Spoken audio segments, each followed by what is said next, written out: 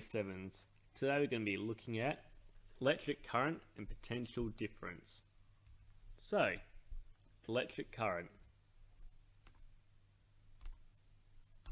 So electric current is defined as the rate at which charge flows through a point. When a power source connects to a conductor, one end becomes positively charged and the other becomes negative. The free electrons in the wire will experience a force and move. This flow of charge is the electric current. Now, I already hear Jack shouting out about force. Technically not correct, but we'll get to that later. The unit for current is the ampere. We are Australians, we shorten everything, so we just call it amps.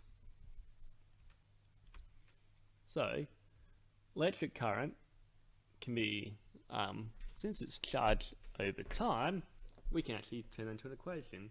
Q is the amount of charge you got, T is the time elapsed. So, it's 1 amp is equivalent to 1 coulomb of charge flowing every second. Now, if you look at it, we can count how many electrons flow through the circuit in 1 second and use that to work out how much current is flowing. Now, look at the diagram. Look at the direction and movement of the electrons. So in this case, they are moving to the right. But the electric current is flowing the opposite direction. Now, why is this? Why would the electric current be flowing the opposite way to the electrons? The answer is, it doesn't really. But this is a historical thing. When they first discovered electricity, they knew charges were flowing. They just didn't know if it was positive or negative charges. It wasn't until about the 1930s, so they've been experimenting on electricity for centuries at this stage. But they didn't know what was flowing until the discovery of the electron.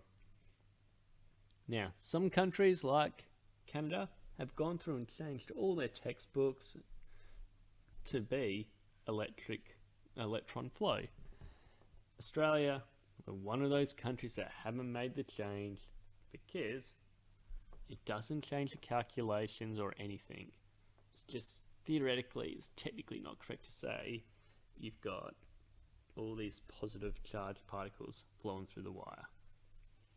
So, if it was the case though, the positive stuff would flow to the left here and the negative stuff flows to the right. What doesn't change though is the amount of charge that flows. So, for the rest of this time, I'm going to be talking about conventional current. That's a flow of positive charge, but technically it is actually electron current that is correct. If it's annoying to you, it's annoying to me as well.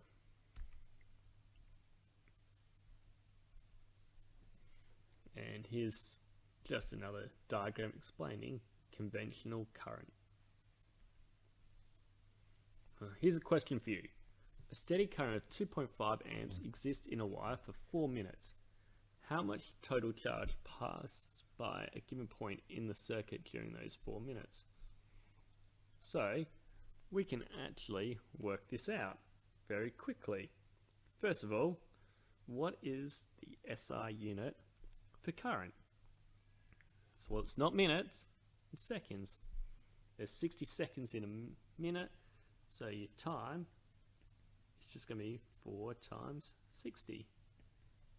And 4 times 60, of course, is 240 seconds. And then we talked about it. Current is equal to the charge divided by T. Therefore, charge is current times T. So if the current is 2.5 the amps is, the seconds is 240. So 240 times by that is equal to 600 C for coulombs. Cool. And then B, how many electrons would this be? Well, number of electrons is equal to charge over the charge of an electron. So it'll be 600 divided by 1.6 times 10 to the minus 19. Alright, so if you throw that in your calculator, equal to 3.75 times 10 to the power of 21 electrons. And there's the full working out on this slide. Notice that that's not in SI units. That should be 3.75 times 10 to the 21. Remember, 3 significant figures, not 2. Alright. So that then concludes the section on electric current. Look out for the second video today on potential difference.